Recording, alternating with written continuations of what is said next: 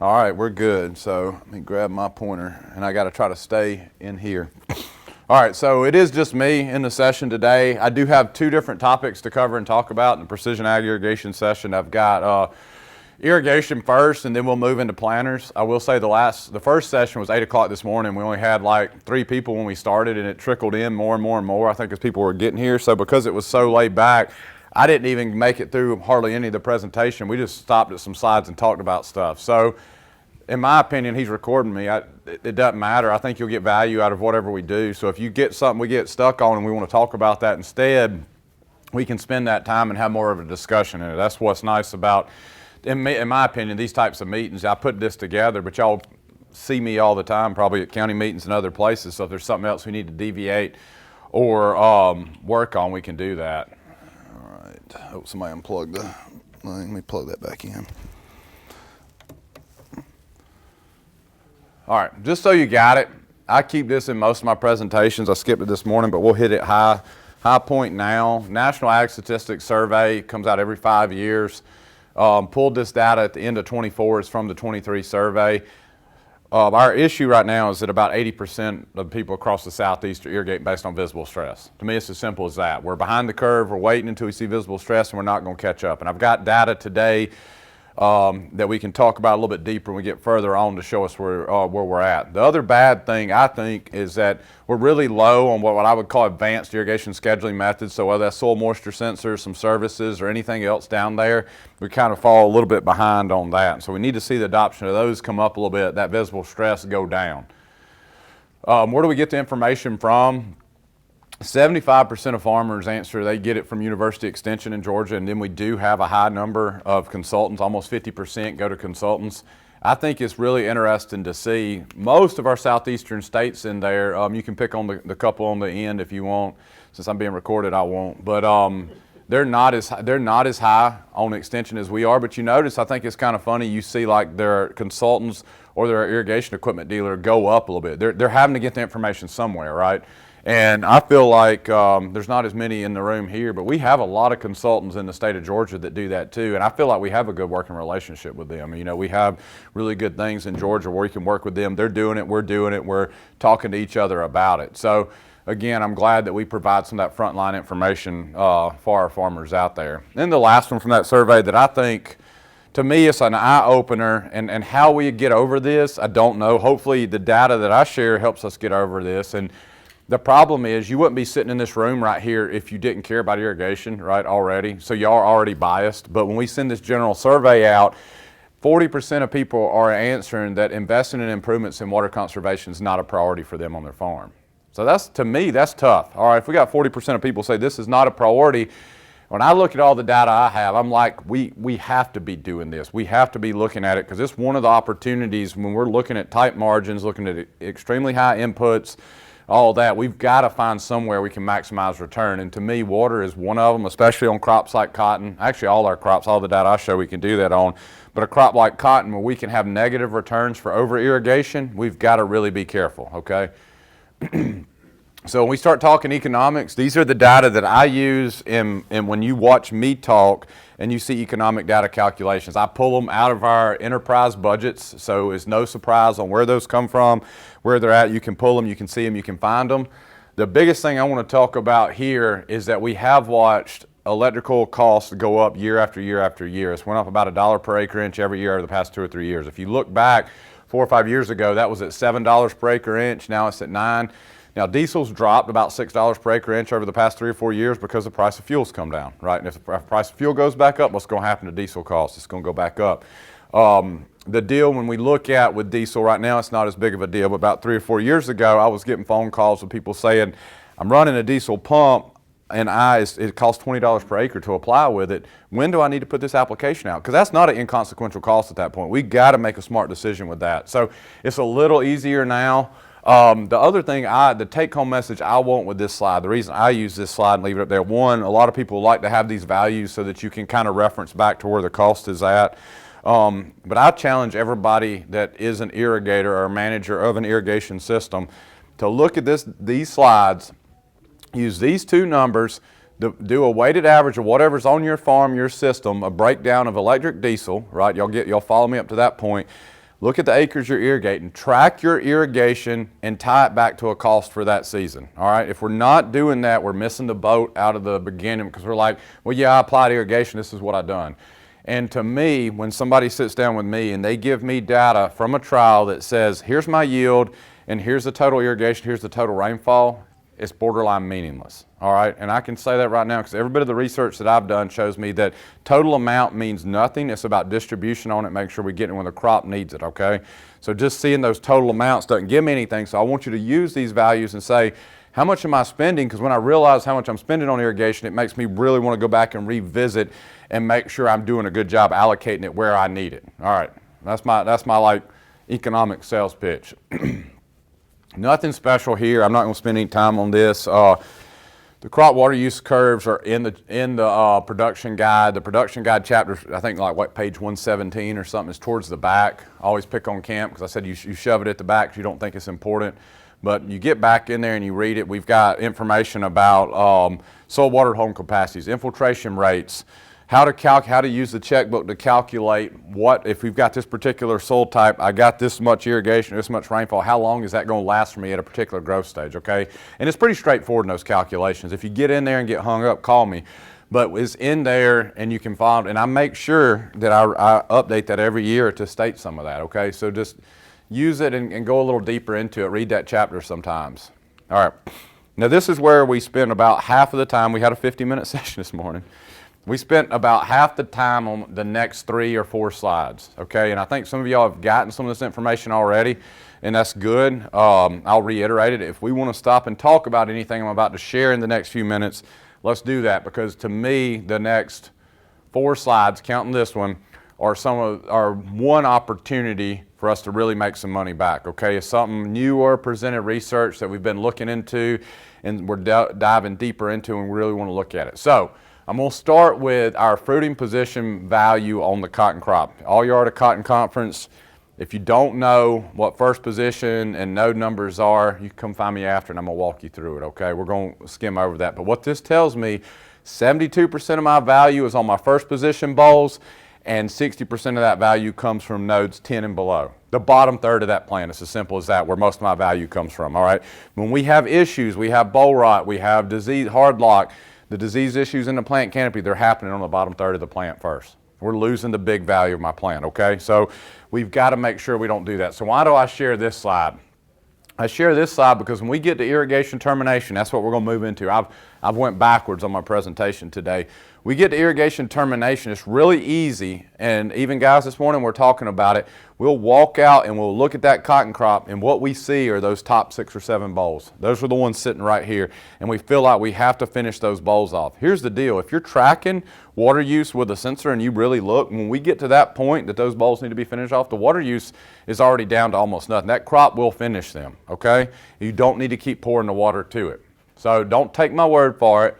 Some of y'all have sat in on John's session. He may have framed it a little differently than I did. I don't know. Y'all can tell me. But this is very similar data that you saw earlier today. So about 5 or 6 years ago, I kept getting questions about irrigation termination. And I went to John Snyder and I was like, John, we need to do something about this. There's questions about it.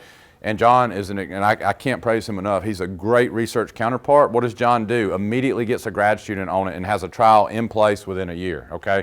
It's published. Bailey, Lawson, et al. If you search that, you'll find the paper. All I did here, John and I talked about, I went back to the paper and I pulled the data from the paper. So I did nothing special here. We looked at our trials. We did them down at Stripling Irrigation Research Park. I want to talk you through them and let's see what's going on. 21 and 22. 2020, well, let's go to the treatments first. We terminated irrigation at cutout, open bowl plus 2 weeks, and open bowl plus 4 weeks. All right, first we can talk about that. How many of y'all have irrigated? You don't have to raise your hand. How many of y'all have irrigated at 4 weeks after open bowl? I guarantee you somebody's done that before. I've seen it happen. I've gotten videos sent to me every year of cotton that's at 60% open and pivots running over it. All right, we do not need to be doing that. John told me when I compiled this data together, he's like, there's nobody that does this. And the minute you say that, every one of the agents sitting over here can tell me they've driven by a field that's seen it. How about that? Let's ask that question. We'll ask the farmers, ask the agents, if y'all seen it in your county. How about that? It happens, all right? So we had to prove what seems to be extreme. So now y'all know what my treatments are. They line up here. Let's talk about where this is at. 2021, That's the dark blue bar. Statistically, zero difference between yields, all right? 2022, statistically, again, zero difference between yields. Independent of we're not comparing years together, just on the same graph.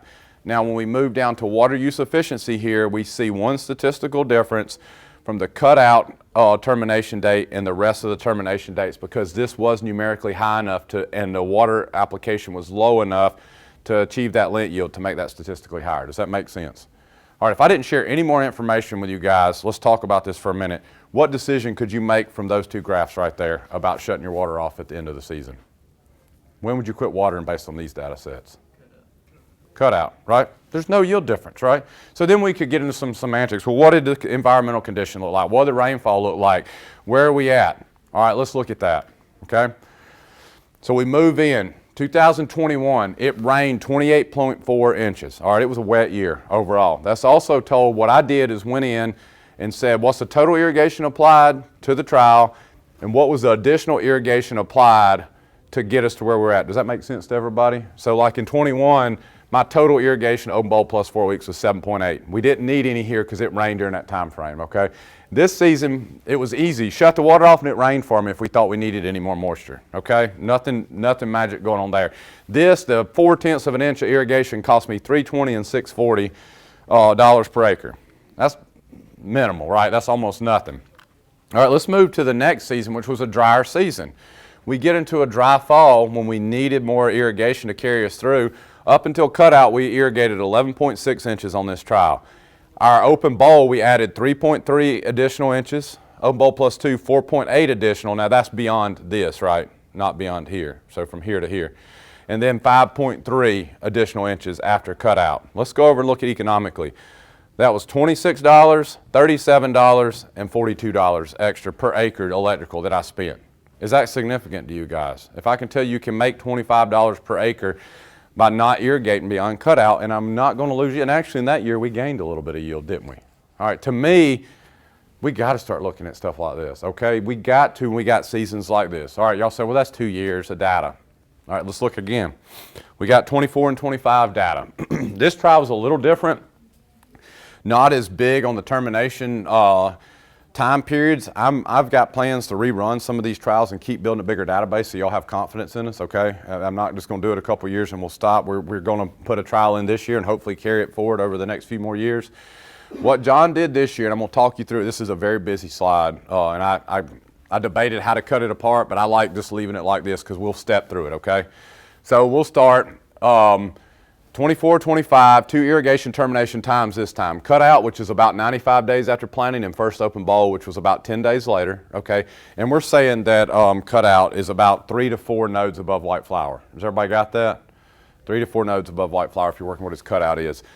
He made sure when he terminated, he was somewhere between 0 to 20% root zone soil water deficit. All right, so let's talk about what that means. Typically, we trigger irrigation at 50% root zone soil water deficit. Does that make sense? That means that this was very, I'm not going to say wet, 0% would be saturated. Okay, that means the water's standing there. 20%, we still got a decent amount of moisture in the soil. So it's critical we get to this point at termination. We don't, if we were, I'm not picking on Philip, but Philip asked me the question earlier today, what if I was a bad irrigator during the season? I didn't do a good job keeping up and I got to that point and then terminated. I hate to say it, it's kind of on you at that point. You're the one that didn't manage water good up to that point and then you just walked away. The point is we get close to cutout, we need to see where we're at. And I used to say we get close to open bowl. Now I'm going to start saying we get close to cutout, we need to start making decisions on what our soil moisture looks like and making sure we got near a full profile and look at what our weather patterns look like and we can walk away.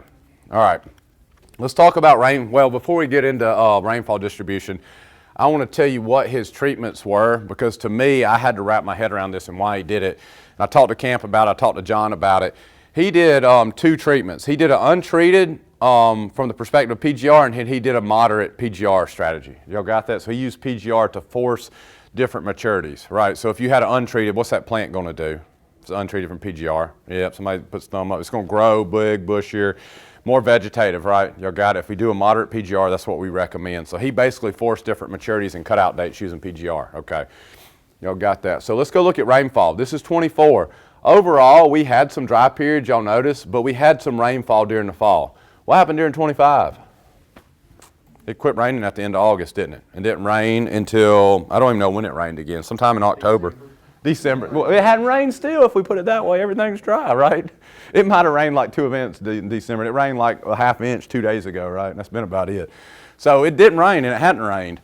So let's look at what these studies look like. So 24, because that's what we said, man, this was the year. On a cutout year, this was the year to see what happens. So first we'll go back to 24 when it did rain. 24, statistically, even though you see some numerical difference, statistically there's no difference in yields right there, all right? So what we see here is the untreated cutout had a little bit lower yields. I would expect that. Why? Because we didn't put PGR on that. It's going to put a nice big bushy leafy plant out and not have the bulbs. All right, that makes sense to me. The moderate cutout had the highest yield, and then we kind of tailed off from there for actually irrigating further into the season. All right, let's move to 25. Man, there's almost not even a numerical difference in that in 25 in a dry year. The yields are even better in 25 in a dry year, aren't they? So let's go look at our data over here. So in 24, our untreated and moderate cutout both terminated irrigation, and we didn't need any extra cost. The other two, the untreated first open here, both needed $12 per acre inch of electrical, one more additional event. Y'all got it? Now we moved to 25 in a dry fall. The moderate cutout terminated there. It didn't need anything else. This one, to make sure we were at 0% soil water deficit, root zone soil water deficit, it needed almost 2 inches, or about 1.5 inches before cutout. Y'all see this? So we did have to apply more. Again, that makes sense to me because we got this big green plant, okay? It needed more water. We shouldn't have, that's not a good place to be in my opinion. So it cost $12 more. These two, we needed the same amount. We needed about 1.5 inches more. Cost me $12 per acre electric again, or $24 on diesel. All right, so now I've given you 4 years of data.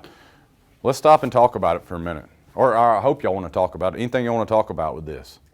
I'm about to move to other things, but termination I think is an opportunity. Would y'all agree? All right, I'm going to keep running the study. I'm going to keep building data sets to show with y'all and share with you guys. But I think if we're looking at somewhere that we can put some money back in our pockets or not pull more money out of our pockets as we move into 26, we need to seriously think about when we're going to shut the water off. We need to do a good job managing irrigation up until cutout, and all the data that we have in a wet year and a dry year has told me 4 years of data that we can walk away.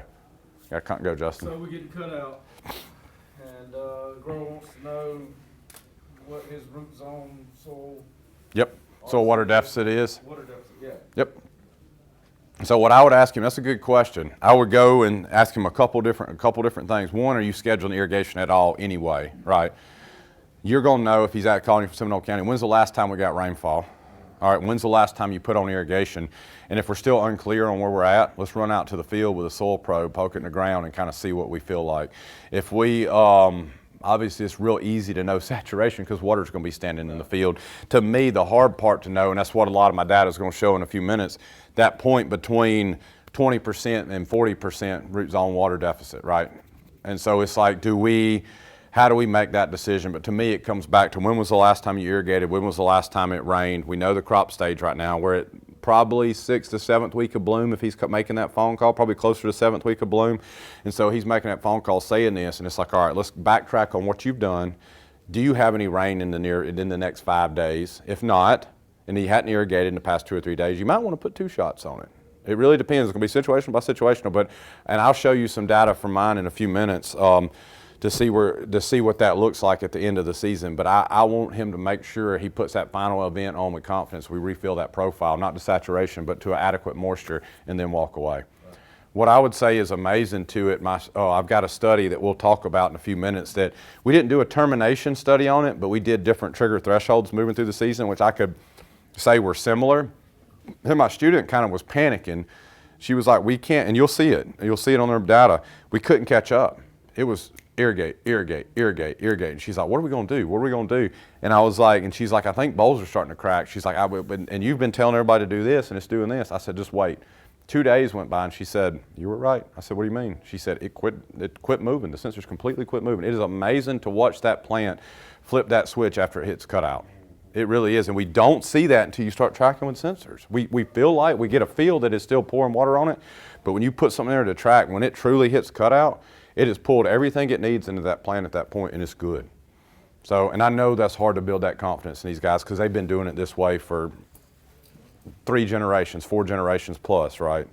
So that's Very few sensors in my car. that's right. To me, it's back to tracking and where we're at. He's had some with us. He does, and he gets me down. I go to Seminole more since Justin's been there since I've ever went there, which is a good thing. So If you were 50% or below, you probably put one more. I would put at least one more shot on it, and depending on what my irrigation capacity and my soil water holding capacity is, and you're going to see in our data. I hate to recommend this, but if you feel like we've gotten to 50 or below, let's go back to Philip's question. We've screwed up, and we've really let ourselves get hurt. You might need to do a double shot back to back. Basically turn that pivot on, let it do 2 rounds, and then walk away. That's what my data kind of showed. If we let ourselves get to that point, that's what saved us in a recovery, is using that to get back in. So, and y'all are a little different. Your soil holding capacities for the most part are lower than ours. And so we got to be a little careful with y'all, but still when the plant shuts off, it's off. That's right. Yeah, smaller amount and get in there. Anything else with this? This is important to me, and I think this is really good research that's given us some good data. And I appreciate John sharing it over there too.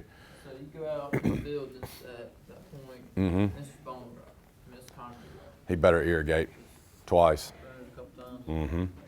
I would hope, here's what bothers me in that scenario.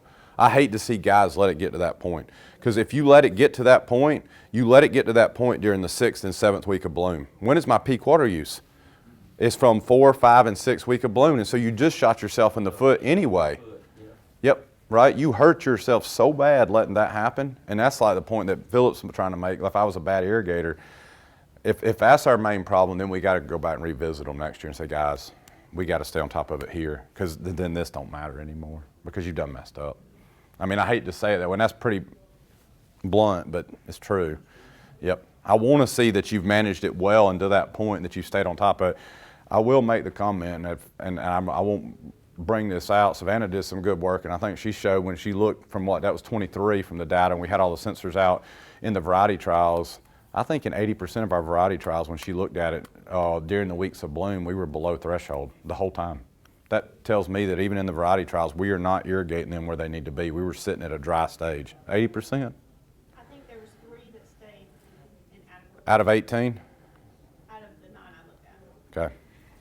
There you go. It's a 30%, but I think there was a few more that I'm not picking on her, but she picked certain ones out. But when I remember looking at it, I think most of them were like that. And that's on our variety trials. I mean, I'm not being mean. That's like our good farmers, right? Supposed to be our good farmers, right? But if we're letting that happen on our variety trials and we're showing it, and that's kind of what my point with talking to camp and monitoring some of that, it's like, how representative is this data if we're letting it get to that? Or is this our commonplace across the board? And Hunt, to your question, if that's our commonplace, we got to revisit the drawing board and go back and start talking about that, how critical it is then. So, yeah. All right. Y'all want to talk about this anymore? We can. If not, we'll high level view some of the next, that's just what we just talked about. Y'all asked the questions. So I high level viewed these for everybody. I get hung up on data and where we're at, differences in years, and to me there's so many things we can learn from every season going into it. Like I can sit here and compare treatment to treatment and this to that, this to this, and say, look what I learned from here to there to there. So what I did, so I didn't get y'all lost in it too much, is I went in and did a succinct, and I think I gave this to y'all at the agent training too. I went in and did a succinct, hey, let's look at where we're at and what the year was and what it all looks like. So we've done a lot of research to prove where we need to be on trigger point over the years, and so I'm going to refer back to this 45 kilopascal a lot. So in a wet year, I said the 45 kilopascal, and I want y'all to pay attention to year and then where we're at here, but it was the highest profit, highest yield in that year. We made $124 per acre higher than the checkbook. The 20 kilopascal, which kept it a little bit wetter, that means we tended to over irrigate. It only applied 2.25 inches more, but it lost $25 per acre for doing that. All right, so again, that's $25 per acre simplistically, or if we grossly overestimated, that's $125 per acre. That's terrible. I mean, I'm sorry, but that's terrible. All right, nothing magic here. I do rainfall. If most of y'all see me talk, so you know I go in and analyze like rainfall distribution by irrigation event and like where should we have been, where did we miss, what happened here, et cetera. Either way, there was nothing magic in that season. It's just okay distributed rainfall. That's where they fell out. 21, another wet year. It rained 30 inches. Cliff notes in 21, another wet year. the 45 kilopascal again had the highest profit, highest yield. It made $50 per acre higher than the checkbook. That 20, keeping it wetter, applied 1.5 inches more. And this year it only lost $5 per acre, okay? Yeah, so it didn't cost you much, it cost you to run. It didn't really affect yield that much. This is what was unique in 21. And some of you agents and a lot of you may have seen this data because it's getting older, but 21 was crazy to me that on what I would call my sound irrigation scheduling strategies, the 45, Irrigator Pro, Valley did it, SI Crop Fit app did it. We didn't irrigate after about June the 1st. We did not turn that pivot on. That is, you're not going to get a farmer to do that, right? I mean, I hope we can. I hope we can have confidence that, guess what? We were delivered adequate rainfall the rest of the season. We didn't need to put that investment in, but that's real hard. I would get itchy and antsy the entire season. So that's just a unique season. We got another one to look at in a little bit that's similar to that. 22 was the only year since I've been at UGA, this was a hard one. The only year that since I've been at UGA that I got beat with dry land in the sensor. This happened on checkbook, but this year dry land beat my sensor yields too. And that was the year, I don't know if those of you that are farmers in here, that's the year that boll rot was so bad. We did boll rot ratings. Any irrigation I applied to that cost me at least 5+% boll rot on that trial if you look. So I do want to, even in a year like this, all right, I lost money, right? You can go in here and look. On my rain fed, I made $1,280 per acre. My sensor, my best sensor treatment, I lost $200 per acre. Okay, we can all agree to that. I got it. I lost $200 per acre, and y'all have had that happen. I'm sure you've had dry land do better, and it sucks when that happens. But using the sensor in this particular yield, it was out yielded and profited by the rain fed. I'm not hiding that fact from y'all, but it still made $64 per acre higher than the checkbook. So I don't want to lose $260. Y'all got my point? Okay, and then on this wet one, if I over irrigated this wet one, additional 4.75 with the yield and where it's at, it lost $178 compared to $45, and then you throw $200 on top of that where I screwed up. That's a bad place to be in, losing $400 per acre because you messed up on irrigation.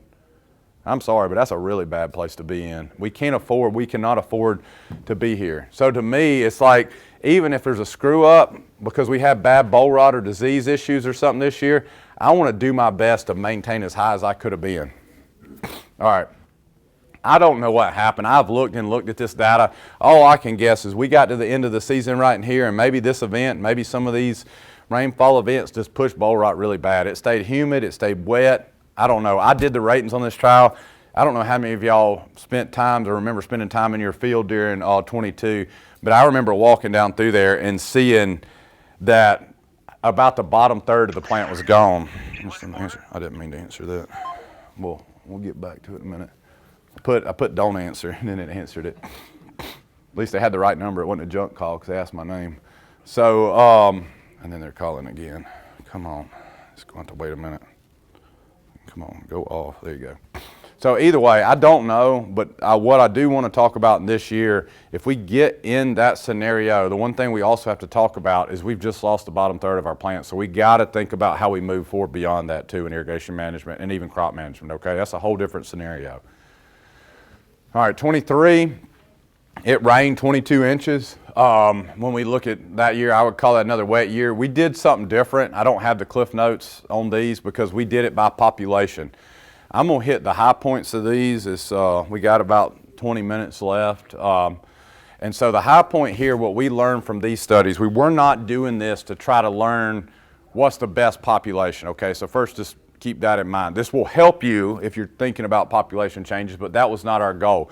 We were trying to understand what water use looked like by population. Does that make sense? So when we get in here, the only one that we could trigger independently was using a sensor, and as it triggered by population. So we had, and these are plants per acre if y'all are curious, we planted at almost 30,000 and went in and hand thinned, okay? So we guaranteed that these plants, it was plants per acre, not planted population. So at the 27.5 population, it required 5 inches of water. The 20,000, 5.8. The 12,005, 6.5. All right, so we saw water use go up as population went down. That's not what I expected when we started the study, okay? I would have expected the opposite of that. We're going to come back to it. The other thing I'll point out here, if you look at yield independent of treatment, our 20,000 population, if you go through here and look really quick, was the one that was a high yielder. Do y'all see that? All right, so, right, we can go in, and I think we all are in agreement on that. We generally plant around 25, I would say somewhere in the middle 20s most places. Some guys will push a little higher. But this showed me with confidence that we can pull those populations down a little bit, okay, and be okay. Now, again, I'm going to reiterate one more time, this wasn't a population study. I'm not making a recommendation if you're pulling them down. And also, I'm going to reiterate that these were plants. I did not plant at 20,000 population. I thinned to 20,000. So this season was really unique and helped answer some questions. Because to start with, when I saw that data, I was like, all right, well, we irrigated more because there were fewer plants out there. We evaporated more moisture off the soil early season, right? And then I looked at my data and I said, that's not right, because the first time we triggered irrigation with a sensor was August the 3rd. We did not irrigate that trial. We did an emergency irrigation, you see on everything, at the beginning of May. We did not turn the irrigation on until August the 3rd. So this is the opposite of that other year. How many of y'all are confident you could go all the way till August without irrigating? That's another scary one in too, isn't it?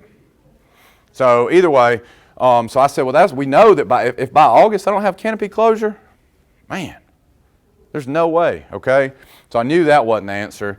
The data we had that year, we couldn't answer the question. All right, we saw, I'll pull this out. It was really unique. Early season, this is cool to me. If you're a nerd, you get in it and you really are like, all right, so what's going on? Early season, we saw the high and the average. This is soil water tension. So as this goes up, it's drying the profile out.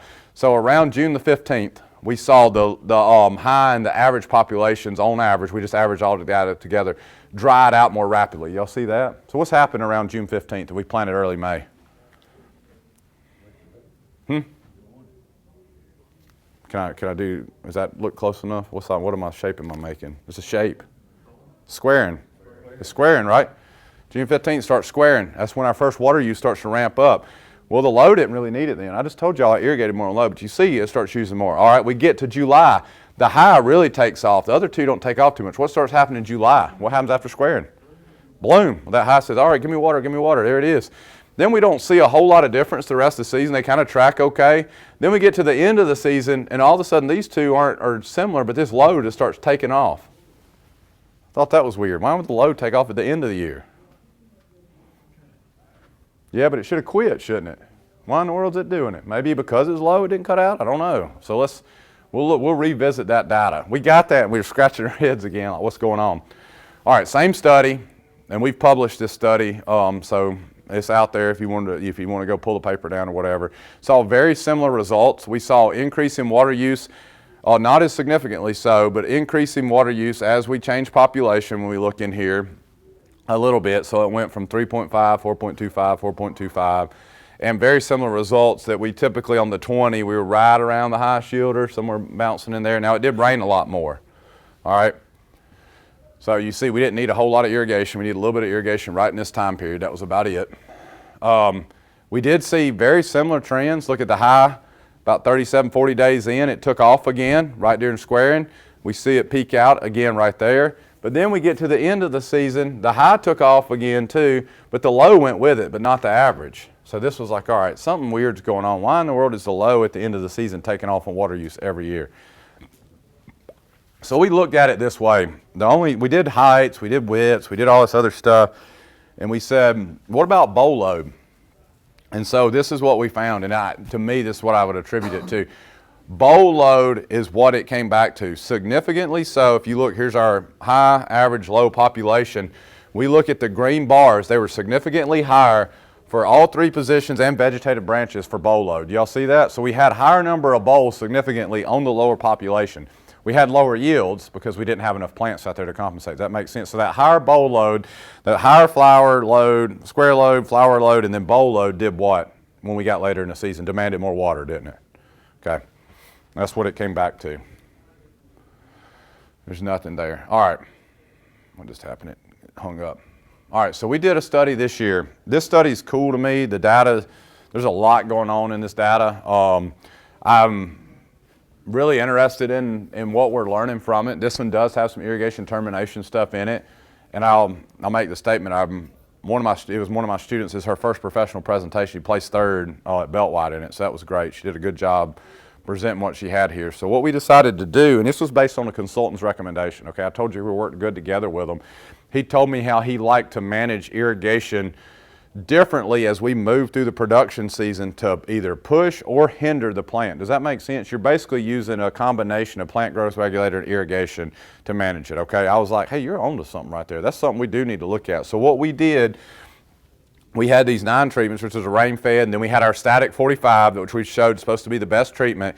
Then we went in and said our planting to our first week of bloom, we did a combination of optimals and dries. We got to the third week of bloom, we did some dries, some optimals, some wets. And then we got the 4th to 7th week of bloom, we did mostly dries, like we fell behind, and then we tried to make up for it and then terminate. Does that make sense, kind of what we did? All right, so there's my treatments. All we're showing here is that it got extremely dry right here, and it got extremely dry right here, and we fell behind on the water use requirement. All right, so let's talk about the results. So this was a little unexpected for me when I looked at it, and I'm going to show some more data that helps explain it. But our highest yielding treatment was the one where we started optimally. During the 2 weeks of bloom, we let it dry down to a 70, and then we recovered it. It made 1,728 pounds of lint. My standard, what all my students like to call, I don't know why, I think they feel like they'll hurt my feelings. The gold standard, they call it's the 45 kilopascal. Went in here, it lost 200 pounds compared to that. So I maintained moisture during bloom here. I dried it out here, and I made 200 more pounds of lint. What in the world? All right, there's some other things we can learn from here too. I think we could, to my point that I made earlier, I can go in here and dissect all these in and out, up and down. I think one thing I learned, we too dry early, pouring a lot of water on it during early flowering to try to recover did not help me at all. I think what we did is actually cause some shed in there. We put that plant through too much stress and then caused some square and fruit shed in it. I think you can find that here too. 45-20, 45-45, we lost about 400 pounds compared to that one. Same thing happening. This one, for some reason, right in here, we lost still about 300 or 400 pounds for drying it out at the wrong time. Either way, there's a lot of things you can look at as you go through there, but let's try to explain some of the data and what's going on. So I told y'all we look at the distributions, we look at when we irrigate it, what a rainfall looked like. So this year, since we're making changes, we set it up to show you first irrigation treatment, here's how much rainfall we got. The second, that's the 3 weeks of bloom, 1st to 3, 4 to 7, and then the end of the season, okay? So if you see, just to let y'all digest this a little bit further, a single spike is 0.75 inches. A flat top spike right here is 2 days consecutively of 0.75 or 1.5 inches total. And then this will be 3 applications, and that would be 4 applications. Does that make sense? Okay. So we can step back and look at this for a few minutes. What I would point out is this treatment one was the highest yielder. This is the one we thought was going to be the highest yielder. If you look, there's not a lot of difference. This one right here called for one more irrigation event that one didn't call for there. They both were same during the first week of bloom. This one called for an extra event that one didn't call for there. These two match. It called for one extra one here that one did, this one called for an extra one that one didn't, and then they match one more time there. So I'm like, all right, so what's going on there with the distributions and where we're irrigating and what's it looking like? And again, we could probably sit here with us in this room, or an agronomist, or all of us, and dissect everything going on here. But we pulled this slide out. This was treatment one, the highest yielder, and we averaged the sensor data. I think this is what happened. When we go in and look, this is a very busy slide, but when I first looked at this slide, my student made it, I was like, oh my gosh, this is like too much. It's way going on. But as I started to digest it, I don't know a better way to display it. So I look in here and I say, all right, I've got 3 lines, which are my 3 depths of my sensor, and it's about a 6 to 8 inch depth on the shallow. It's about a 12 to 14 inch depth, somewhere right in here on this one. Is that right? Yeah, and then this one's about a 2 foot depth, 22 inches to 24 inches, somewhere in there. Okay, and then this light blue line's my rainfall. So let's talk about this for a minute. Early season, we're getting a little bit of oscillating rainfall, right? What we didn't graph is my irrigation on here, but you can figure out where it's at. We see, as we move through, we planted this cotton June 11th. We planted it late. So in this stage, we're not using a lot of water, right? We see that specifically in this deeper sensor not changing, and we see this middle sensor is starting to use water a little bit, but not a ton. This shallow sensor, we get up here, we start ramping our water use up, right? And then here we are, we drop back down. I think this was actually an irrigation event, and then it rained right after. But that rainfall still didn't affect these two sensors. This big one did, right? We see that we really start using water right here on my shallow sensor, start using a little bit more on my deeper one, rained a big event, dropped it back down. All right, until I got to almost August, I saw no water use at my 2-foot sensor, all right? Again, until I got far into the season. But then at this 2-foot sensor, I started seeing water use occur, right? Y'all see that? And we got this huge rainfall event. I think it was about a 2-inch event is what it come out to. Yeah, she got it millimeters. That's 2 inches right there. It rained 2 inches. We baselined everything at the beginning of August. And then we talked about this earlier. What happened after that? It basically didn't rain anymore, did it? Okay. So we see all three of them start ramping up. We actually see this deeper sensor move faster than the other two. We see the middle one moving a little bit faster than this one. We got a little rainfall event right here. We did get lucky and catch it. It re-wetted them some, but it didn't fully recover this one. Okay, and then it did not rain anymore. We kept irrigating here, here, and here. And remember that we had to irrigate, if I go back to that graph before, twice, twice, twice. Do y'all remember that during that time? The two irrigation events, you notice it took the second one to even affect that 16-inch sensor. You see that? It was delayed by a day, and then it finally caught up. We had zero effect on this one. It kept drying. But it is accounted for in our weighted average. So what's happening here is we're having a weighted average that's drying out, continuing to go higher and higher and higher. So what's that doing to my irrigation frequency? It's caused me to continue to irrigate, right? So I got some stuff I want to talk about here. So we need to decide when it comes to this. One, do we even use that deep sensor? We can't affect it with irrigation. Would y'all agree with that? Irrigation does nothing to it. All it's doing is factoring in and not recover me. So do we account for that in our decision? What do y'all think? I don't think so, because you're technically surface watering at that point. Okay. So I don't disagree with that at all. Actually, when I was coming over here this morning thinking about when I want to talk about this study, I said, I wonder in another year or two if I should run some studies where we rechange those weightings and drop that sensor off and just monitor with it, right, and see if that affects anything. And so I had that exact same thought, and I'm like, all right, maybe there's nothing we can do. We're surface watering. But what it did for me in this year, and I don't know how this would have changed with or without it, what it would have done to my yields, it forced me to irrigate more frequently here, didn't it? It forced me to keep those shallow root systems, what I would call, if you look, I told you 45 is where we want to be. Look at where these averaged out. There's my 45 line. If I didn't have that, you think probably these would have pushed a little higher, weren't they? Because they were supposed to be in the 70. What I think it did, it helped me maximize in that particular season. By using that sensor, it forced me to irrigate more rapidly than I would have or more frequently, and kept those shallow roots with moisture in them and better adequate moisture helping the yield. Does that sound like a conclusion? Does that make sense? I think it drove me to that in that particular season. So I was like, well, maybe it did help me. Even though I'm sitting here and I've had this happen so many times, I'm sure y'all have too, when you start monitoring, you get people that watch that happen and the panic button's going off. It's like, you're not doing anything, we're irrigating. Here's what everybody tells us, I'm sure they tell y'all too, sensor's broke, I irrigated, sensor's broke. If sensor's not broke, it's just the irrigation don't go that far down. So I think I have a partial answer. I think I have questions. I think it's interesting on what we found there. I think, again, I would say that if you move back and look at that data set, that we kept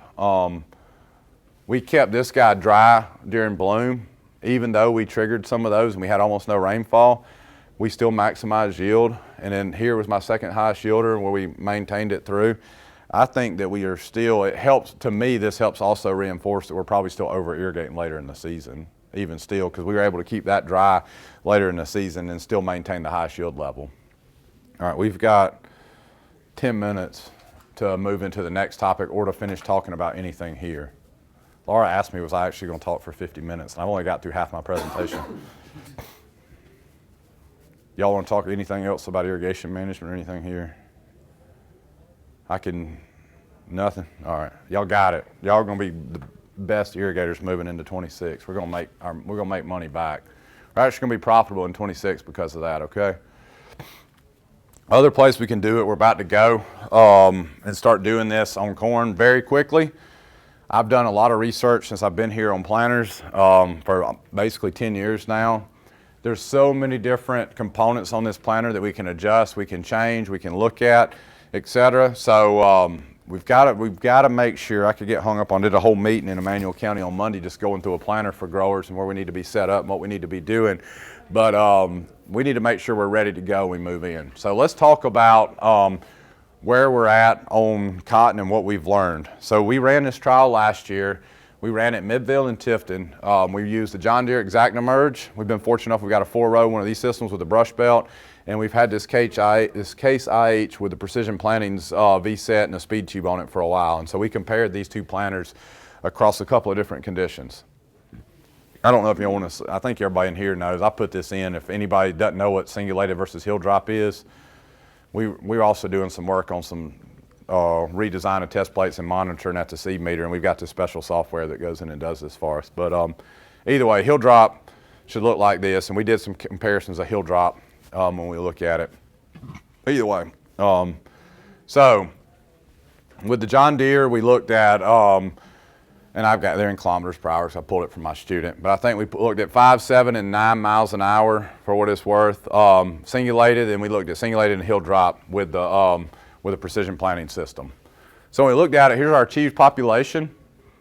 Overall, no huge big deal in there, nothing statistically different, but this is me, this is Wes talking. It's not statistically different, and depending on what population I'm planting, I do see, and we have seen this over and over again, we have seen a higher emergence at the 7 mile an hour numerically in about everything we've done. So this is with advanced delivery. So if you've got advanced delivery and you're going much faster than 7 miles an hour, guess what you're going to start seeing? Degradation, all right? Again, just keep that in mind. It depends on what your target population is and can you accept that? Can you accept seed loss? Here, plant position classification, we're going to talk about that for a minute, what a perfect, a double, and a skip is, all right? So when we look at it, here's what, this is really interesting to me. I think we can jump ahead and look at it this way. We look at classifications by planter at site. The John Deere ExactEmerge had a higher number of perfectly placed plants at 7 miles an hour. The precision planting one, it actually had a higher number at 14. Same way in Tifton for the John Deere, and the same way in Tifton for the precision planting. So it actually did better, a little bit faster with perfectly spaced plants. Does that make sense? What's the condition of the soil? We were tilled flat planted in both of these. So not strip till, no residue, none of that. If you add residue and you add any hindrances, this is going to change significantly. You better have the row cleaners where they need to go. And this was a mostly sandy loam soil, Tifton style soil series, even at both locations. It's a good question. Yield, statistically really no difference until we got to this fast speed and the precision planting one, and it had such a high variability in yield, that's what drove it. I mean, you could look, and the actually the precision planting one here had numerically the highest yield there for what it's worth at the slower speed. So generally, cotton compensates to a certain extent. That's why it's hard to do planter research on. You got to really screw up, but at the same time, I don't want to be screwing up and wasting too much seed out there. So this is looking at our hill drop versus singulated. I think this is kind of cool to look at because we have done this study in the past, and I had a student who really wanted to rerun it, and we're going to rerun it again. The ExactEmerge has hill drop plates too. We didn't run them this year. We're going to run them in 26. But he was like, why wouldn't everybody hill drop? He came from Italy, okay? He goes, if you get better emergence, you should just hill drop. And I said, okay. I said, run your study, and then you come back and talk to me about it. And so we ran the study, and what did we see? We see numerically you get better emergence with hill drop. Would everybody agree with that? Statistically, what? No better. All right, this is, how good did we do? So this is what was bad. So did we do good hill dropping? Look at how low our hill drop percentages was. We didn't do the best with this planter trying to travel fast at hill dropping. I can just tell you that much, okay?